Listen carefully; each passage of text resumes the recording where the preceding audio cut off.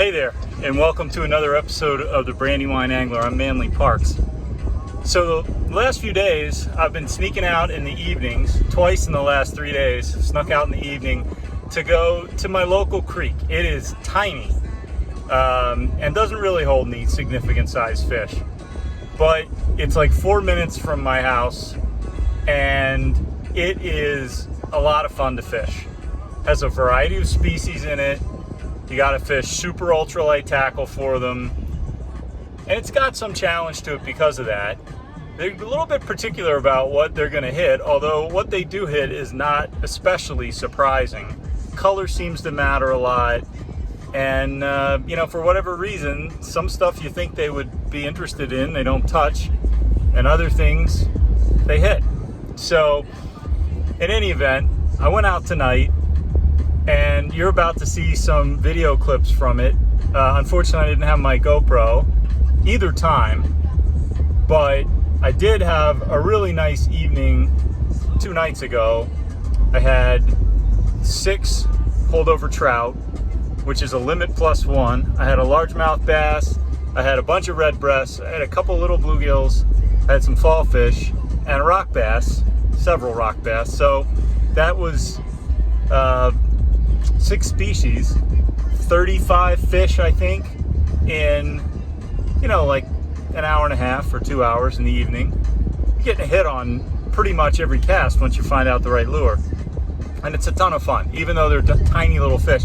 And among those fish, I had 2 like PB level fall fish, which, I'm sure there are people out there who will say, whatever, PB level fall fish is, like the tallest midget or whatever. But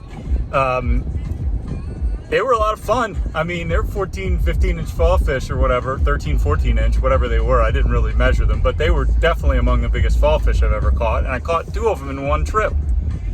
So that was pretty cool. And so tonight I figured I'd go out again and try it, and, had another great night. So enjoy some of the footage, and forgive the fact that it's handheld phone and not GoPro.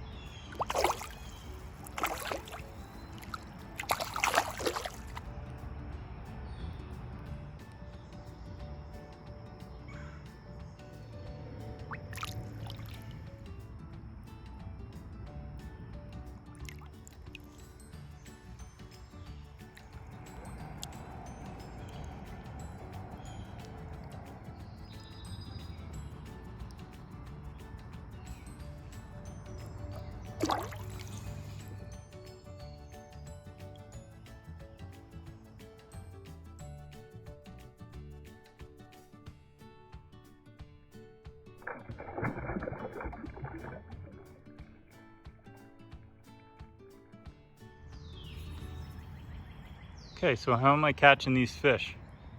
Here's the deal. I throw it out there. I work a dead drift as much as I possibly can. And then if I see anything weird with the line, I'll set the hook. It's really hard to do one-handed, but I did actually just hook a trout.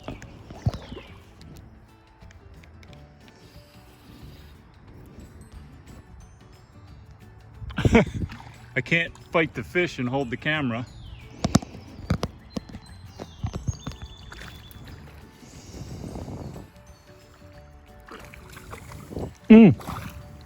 Not a trout, a largemouth. Whoa, he's between the legs. There he is, little creek largemouth. Nice. There he is.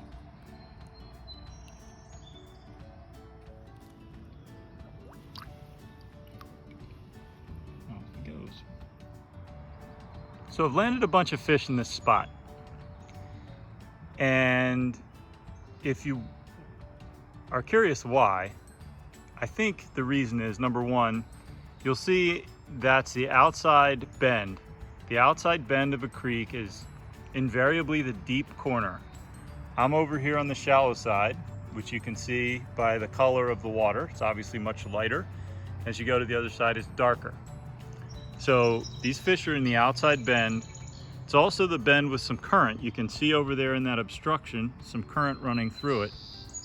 And you got sort of a stretch up there going into an outside bend with obstruction.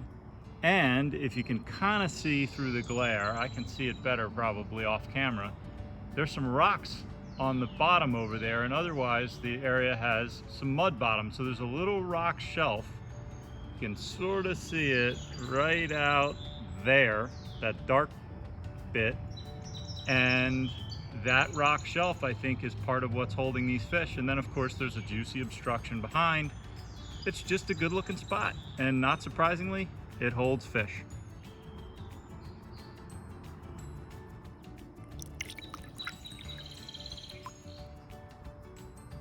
Another fish, same spot. All right, here's another spot that's great. The creek narrows down, and inevitably where the creek narrows down, it's gonna get deeper. There's this deadfall across the water, and right behind it is probably some of the deepest water anywhere in this stretch of the creek. Now, as it happened, I flipped in there at the crotch of the tree right there and was drifting through, and I saw a big shadow of a fish. It was probably about a 1 pound or, you know, whatever, 12, 14 inch largemouth, as best I could tell from the shape, following the lure as it drifted. And I thought I saw it take, so I lifted up on the rod and managed to hook the line into, or hook the hook on the line into an underwater part of this tree. And to go get the lure back, I ended up ruining the spot, but sure enough, it was 3.5 or 4 feet deep in that one little spot. So that's the kind of thing you're looking for. Again, as you can see, good current moving through there too, and place for bigger fish to ambush prey. Hard to see because of the glare, but right there in the center of the shot is a redbreast patrolling a nest, and its partner's not too far away, just down in some deeper water. He'll take this worm and get it right out of that nest, if you watch.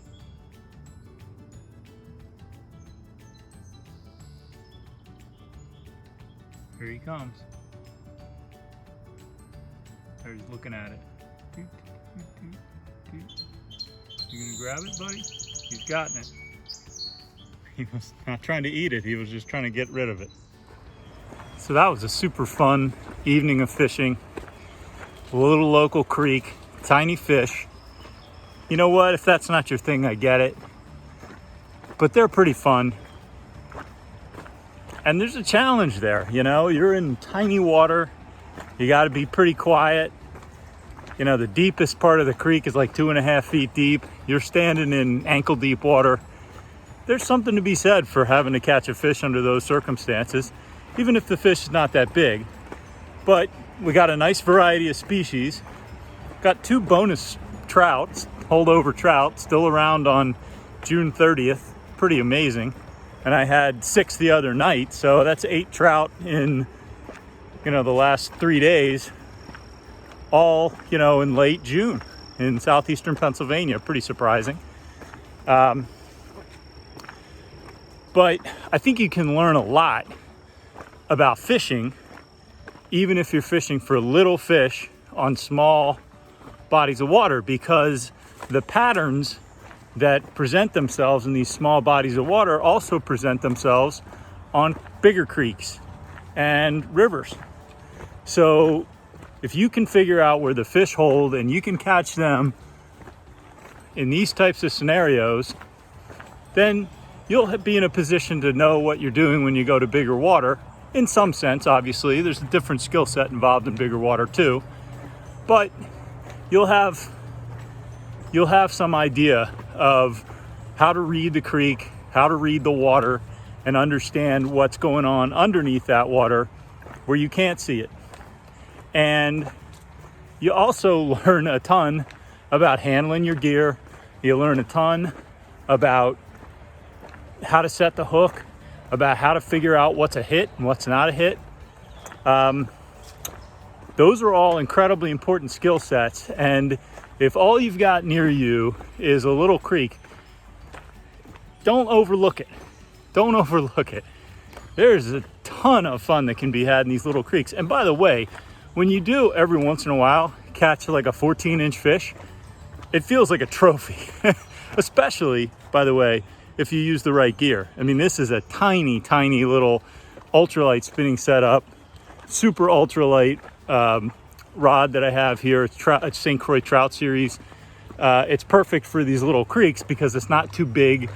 It's easy to handle. You can cast a 1/32 ounce jig around with no problem. And it's really a lot of fun. So I know there are going to be people who roll their eyes. Good for you. Do your thing. I'm just saying, you can have some fun in a little creek with some light tackle. Give it a try. Until next time, we'll catch you. Thanks for watching the Brandywine Angler.